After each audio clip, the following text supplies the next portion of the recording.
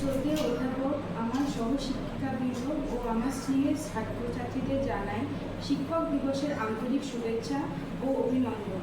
ভারতে প্রতি বছর 5ই সেপ্টেম্বর ডক্টর সর্বপল্লী রাধাকৃষ্ণনের জন্মবার্ষিকী স্মরণে শিক্ষক দিবস পালিত হয়। তিনি ছিলেন একজন আদর্শ শিক্ষক, মহান দার্শনিক এবং ভারতের দ্বিতীয় রাষ্ট্রপতি।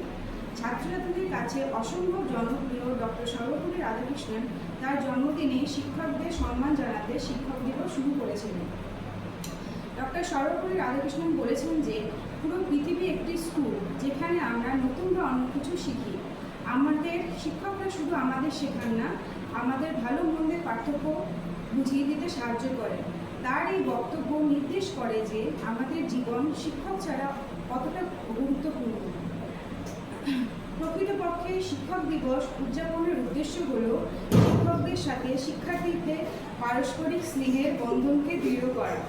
আমরা শিক্ষার্থীদের সাথে পুঁথিগত শিক্ষার সাথে সাথে নীতিগত শিক্ষাকে সমানভাবে প্রেরণ করতে চেষ্টা করি, যাতে তারা একজন ভালো মানুষ হয়ে উঠতে পারে। তোমরা পড়াশোনার সাথে সাথে একজন ভালো মানুষ হও, এটাই আমার কাছে একান্ত কাম্য। এই বলে আমি আমার বক্তব্য শেষ করছি।